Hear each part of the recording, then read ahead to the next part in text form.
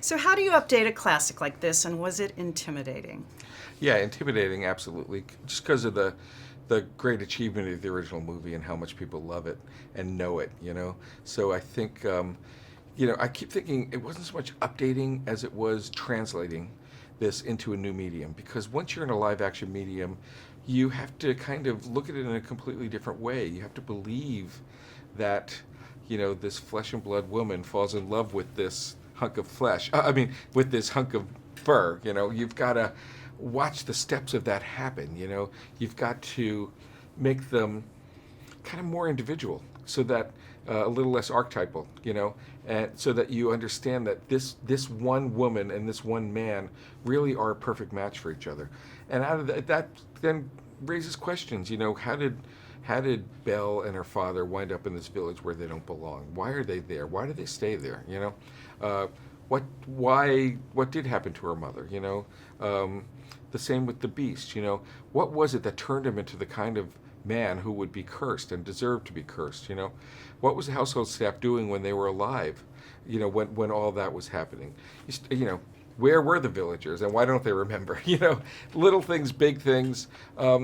As you start to do that, then you kind of feel a little free, because you're creating a kind of more kind of developed version of the story, and in that, then there's a lot of scenes that have to be approached in a different way, characters that have to again become more real, and you wind up with something that's kind of different but the same.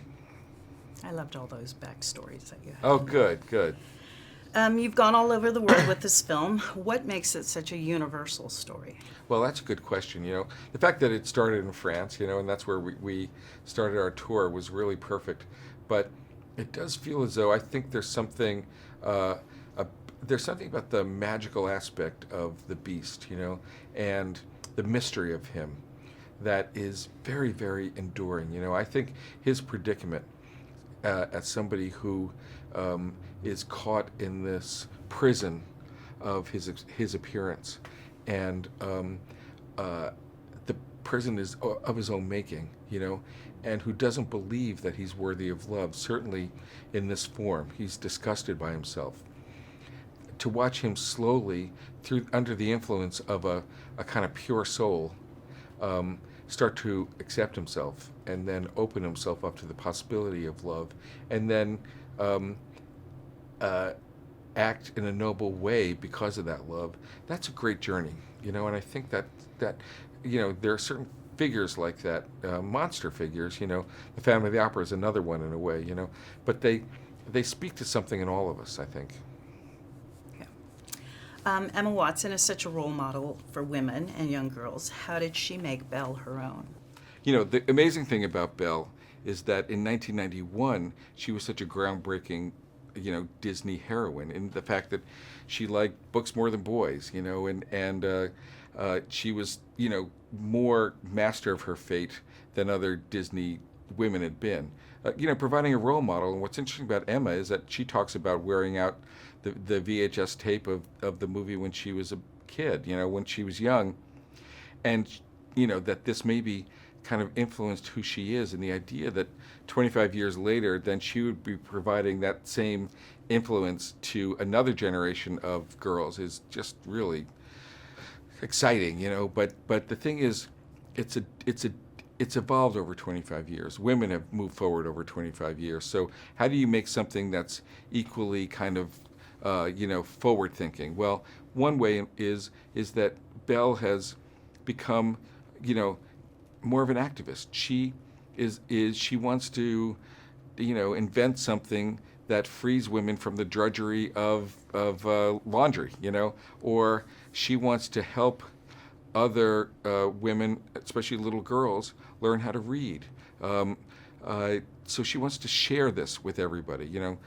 That I think is something that is very, very reflective of what Emma does in her own life, and that's where sometimes with the perfect piece of casting, you can kind of bring another level of meaning to something, as you watch it. Luke and Josh have a great theater experience, or Yes. have great theater Right. experience, and you can feel how much they were enjoying these roles. Right. Did you do anything different when directing them to bring out the fun rapport? It's like tone it down, less. I'm kidding. No, you know what it is. So much of that cliche about 90% of directing is casting. It's somewhat true.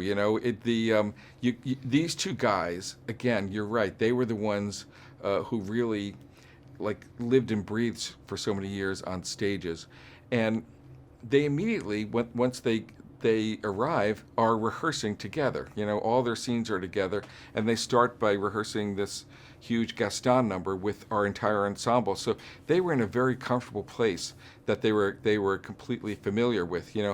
But what I loved is that it turned them into brothers. They became kind of inseparable. And because they are. You'd say LeFou is the comic relief, but it's actually the two of them and their relationship and the kind of,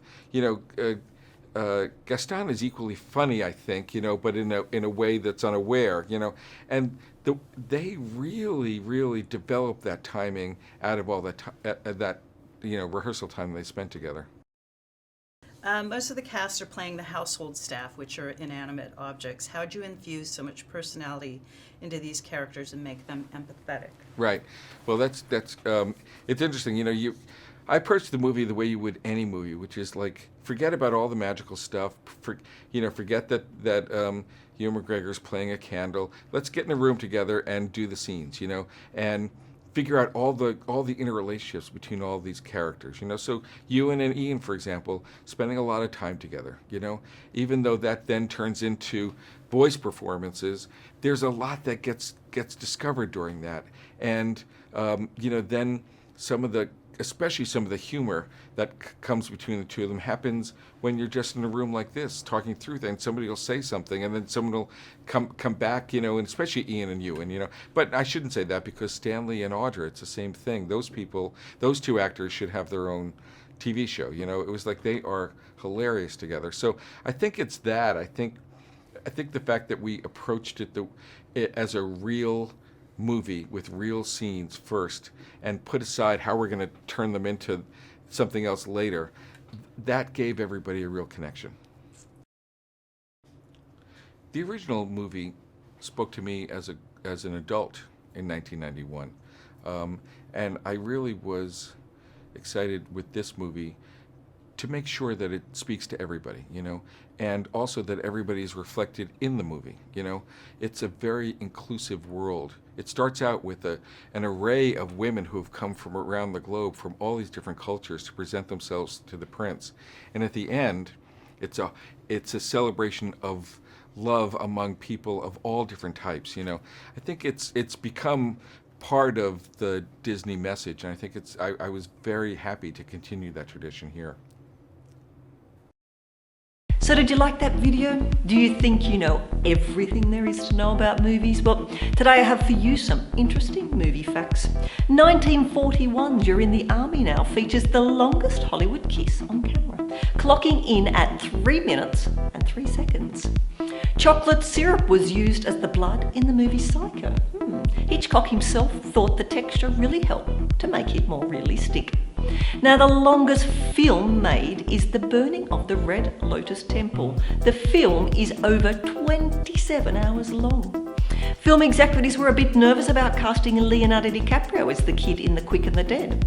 As a result, and to show her confidence in the actor, co-star Sharon Stone paid his salary out of her own pocket.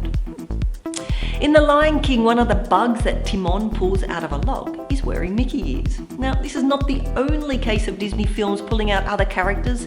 The genie in Aladdin pulls Sebastian from The Little Mermaid out of his bag of tricks when looking through his spell book. In the Pirates of the Caribbean series, Johnny Depp wears contact lenses that function as sunglasses so that the character would not be constantly squinting. Not a bad idea. So, did you know these facts? Which ones? Do you know any interesting movie facts? Let me know in the comments below. I'm Lisa, and I'll see you next time.